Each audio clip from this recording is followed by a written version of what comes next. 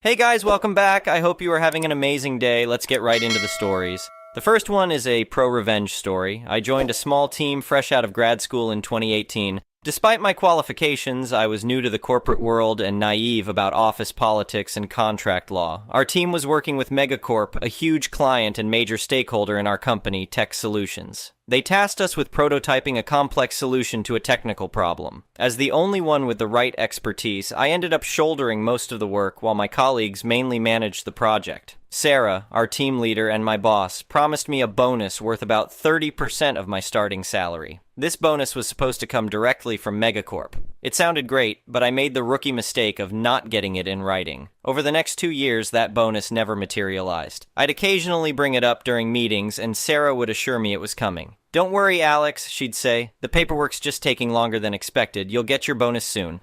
I'd nod and smile, not wanting to rock the boat. In hindsight, I should have been more assertive or at least sent an email to create a paper trail. By 2020, Tech Solutions was expanding its business with Megacorp, largely thanks to my work on the project. Megacorp even presented my work at international conferences, claiming it as their own proprietary solution. While they legally owned the project, the lack of acknowledgement stung.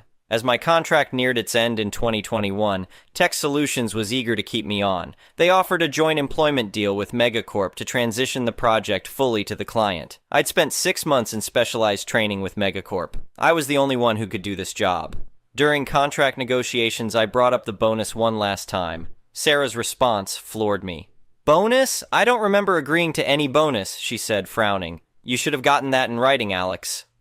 To add insult to injury, I learned that the money earmarked for my bonus was now going to fund an intern to assist me on the project. In the final week of my contract, HR invited me to review the new agreement. Everyone assumed I'd sign. After all, so much time and resources had been invested in me continuing this project. What happened next was impulsive and reckless, and I don't recommend anyone try it, but I was feeling vengeful about the missing bonus, my bruised ego, and my misplaced trust. I realized there was no written agreement on my end either. I'd never formally agreed to continue the project or even stay with the company. I'd just been verbally enthusiastic in meetings. So, on what should have been my first day under the new contract, I simply didn't show up.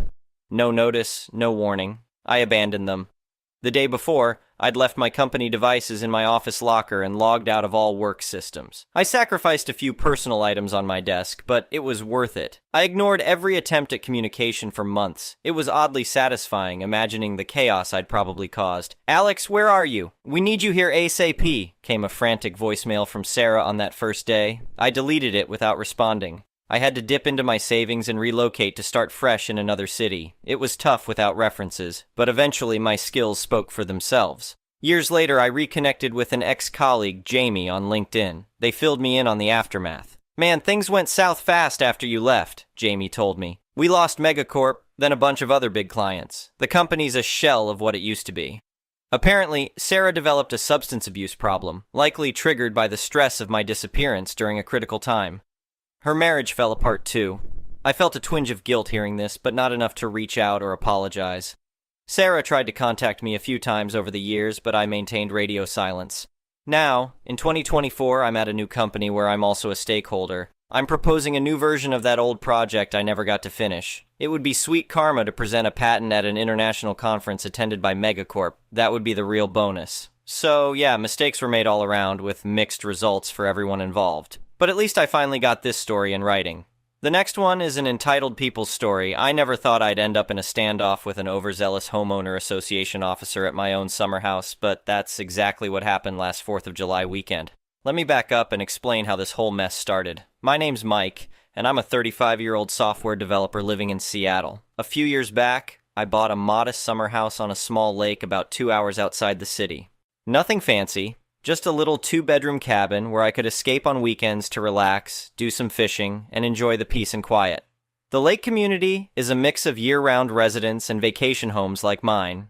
When I bought the place, I deliberately chose a property that wasn't part of the local homeowners association. I'd heard horror stories about power-tripping homeowner association boards, and I wanted no part of that nonsense. My realtor assured me that my property was outside homeowner association jurisdiction, so I thought I was in the clear. For the first couple years, everything was great. I'd head out to the lake most weekends in the summer, sometimes bringing friends or coworkers along. We'd grill out, go swimming, maybe have a few beers around the fire pit at night.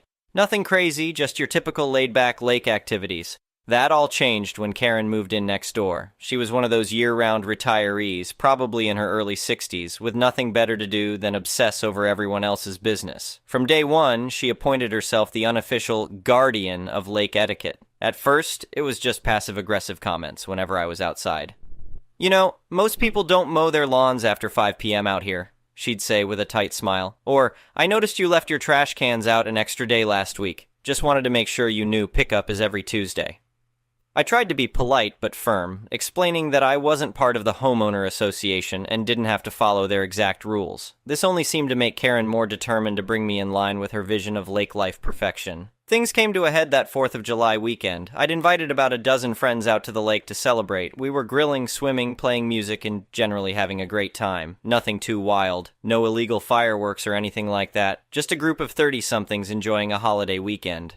Around 9 p.m., I was manning the grill when I saw Karen marching up my driveway, cell phone in hand. A heavy-set guy in his 50s was trailing behind her, wearing a polo shirt with Lake Vista Homeowner Association embroidered on it. "Mike, I need to speak with you immediately," Karen called out in her shrill voice. I sighed and set down my tongs. "What can I do for you, Karen?" She gestured dramatically at my gathered friends. "This party is completely out of control. You are in violation of at least 5 different homeowner association bylaws. Officer Johnson here is going to need to shut this down immediately." I blinked in confusion. "Officer Johnson, Karen, I've told you before, I'm not part of the homeowner association. You have no authority here." The guy in the polo shirt stepped forward, puffing out his chest. "Sir, I'm going to need you to ask your guests to leave the premises. You are in clear violation of noise ordinances and occupancy limits." I couldn't believe what I was hearing. "Look, I don't know who you are, but you're trespassing on my property right now. I'm not in your homeowner association, and you have zero authority over me or my guests. Please leave immediately." Karen's face turned an alarming shade of red. "How dare you! We are trying to maintain order in this community. If you won't comply voluntarily, we'll be forced to call the real police." At this point, my friends had noticed the commotion and gathered around to see what was going on. My buddy Dave, who happens to be a lawyer, stepped up next to me. "Is there a problem here?" he asked calmly. I quickly filled Dave in on the situation. He turned to Karen and Officer Johnson with a bemused expression.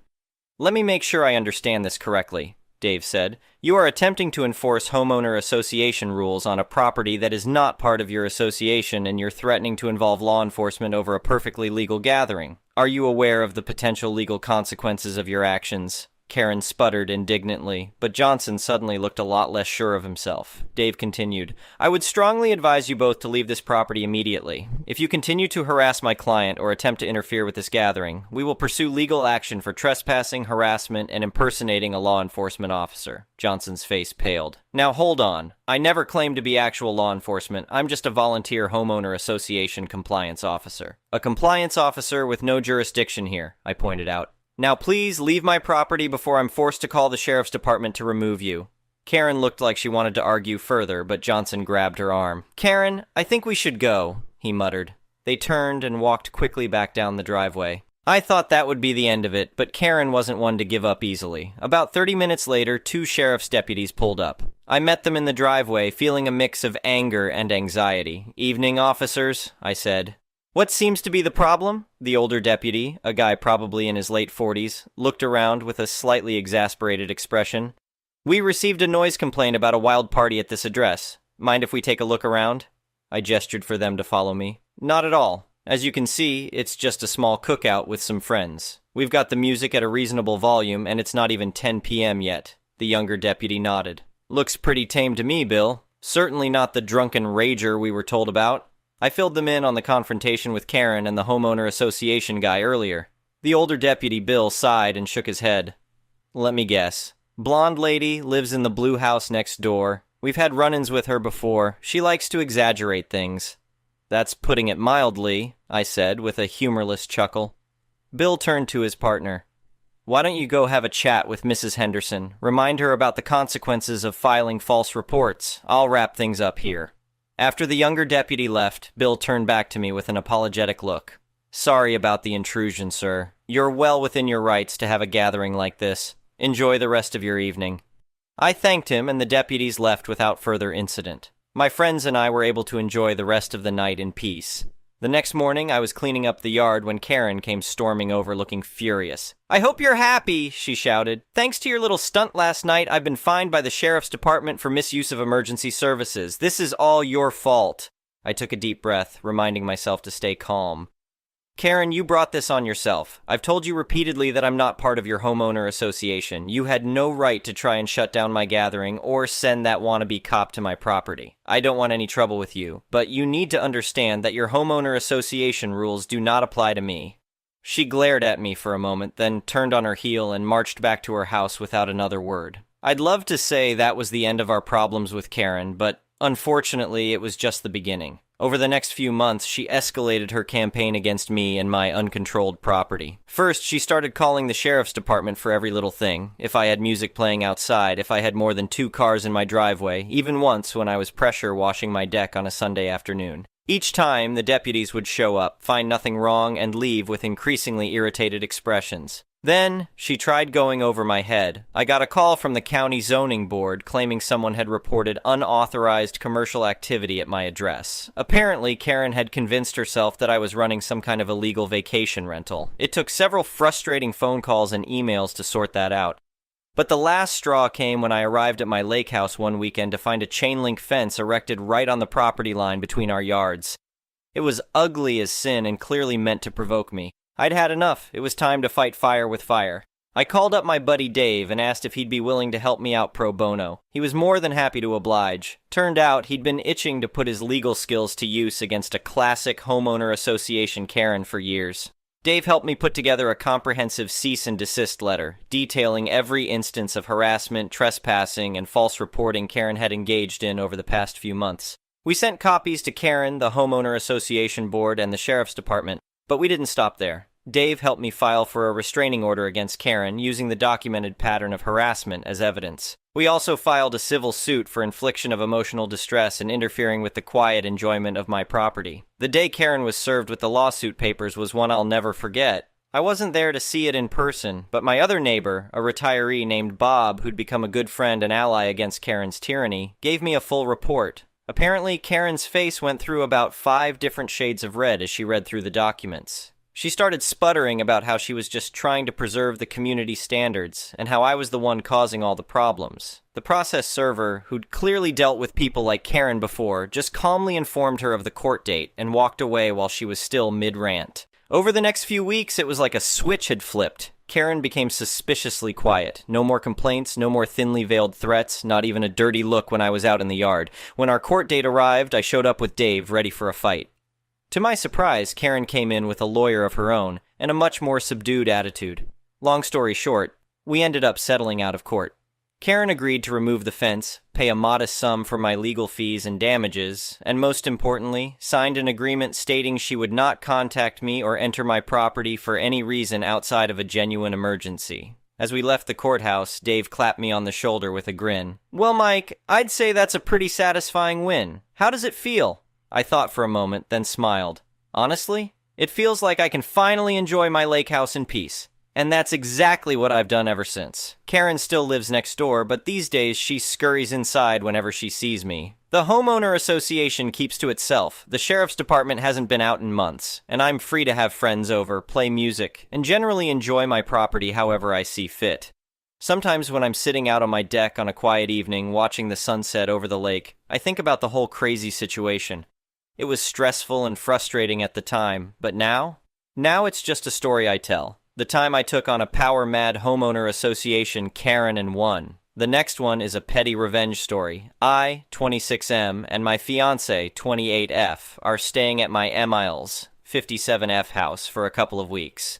Little to say that after a couple of days of being her best, she started to make our stay here a living hell. She is always complaining, always angry, and criticizing anything we do. We wanted to make her a nice meal the other day. Our hobby is cooking. She already ate that food made by us once she was in visit to us and she loved it. We made the exact same food and she started complaining that it tastes weird and that she better orders food to herself. Anyways, because she came up with the idea that she's too busy to cook, we should cook the next meal, but only the way she asks us to. I started cooking and she gave very strict orders, micromanaging everything. She clearly has time for that. The funny thing was that she said, "This is the way a real name of the food is made." But believe me, the stuff she put in it, I never heard anyone cook it like this. At one point, she gave me a jar of pig lard and told me that I should put it in the dish to add more fatty taste. When I opened the jar, a very rancid smell hit me. I realized that the lard has gone bad, but decided to go with it, and I put 2 in the meal. Orders are orders. After the food was ready, I quickly told my fiancée, who knew about this and thought that this is a very good revenge, and we went out to eat our lunch in a restaurant. When we came back, my mill was furious and said that her meal is inedible. What did I put into it? I said absolutely only what she asked me to. She was there to witness. I took a spoonful and it was absolutely disgusting. Then I used a reverse Uno card and started complaining about the dish she told me to make, that it tastes weird and that I know how to cook better meals. Her face said it all. I hope she won't complain about our cooking anymore. The next one is a malicious compliance story. This post made me remember my time at a company about 15 years ago. Per diem food was $15 for breakfast, $25 for lunch, $50 for dinner. We were told to buy the food with your company card and submit photos of the receipts using your phone. One day I spent $35 on dinner, and the photo of the receipt was a little fuzzy. By the time I noticed it, when I went through the photos and assigned them to meals, I had lost the paper copy, so I got reprimanded by our VP.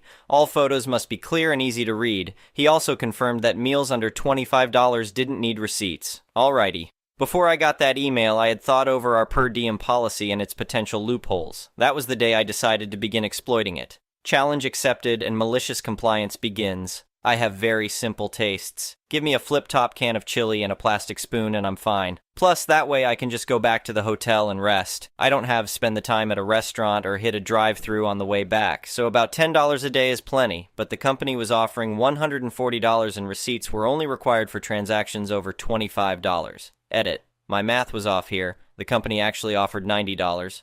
So the first day of travel, I'd go to Walmart or Costco and get my food for the week. I'd do 3 separate transactions, one for $15, one for $25, and another for $25. That took care of my food for the week. I always went as cheap as possible, since any extra money I spent on food was money I couldn't spend on something else. Then I'd spend the rest of my travel days buying whatever I wanted, never spending more than $25 per transaction. Costco and Walmart were ideal. They offered cheap food, food I liked, and also all sorts of other things. I knew I couldn't be greedy. If every day I came right up to the max of each meal per diem, but not over, and never submitted receipts, that would seem strange. So I'd ensure to bucket them into only 1 or 2 transactions per day. I did this for years. As long as each receipt added up to less than $25 and I only had 1 or 2 allocated to lunch and dinner, no one cared. For a while.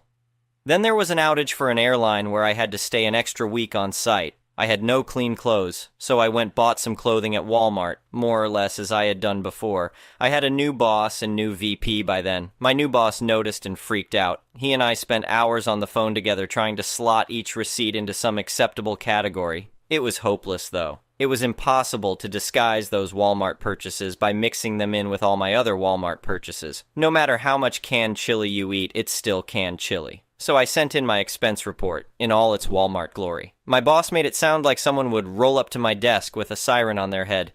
But nothing came of it. I laid low for a few months after that and ate some really nice expensive meals. Then my boss got transferred. I got a new boss who had no knowledge of this history. I went back to my old ways. Over time, I bought kitchen towels, bath towels, water bottles, sippy cups for my kids, stuffed animals for my kids, books, tools, glasses, pants, shirts, jackets, a toaster, walkie-talkies for my kids, headphones, etc. And I probably saved the company a couple $100 each trip. I always came for just under a week. So it was a win-win. Thank you for large-ass old company. And you're welcome for my thriftiness. The money I saved you went right to the bottom line. The next one is an entitled people's story. Just want to start off, this happened ages ago, back in my childhood days, so I cannot quote it verbatim, but give the basic gist of how things played out. My parents divorced when my sister and I were toddlers, and because of that, they had worked out how our summers would go. Basically, my sister and I would spend every other summer with our dad.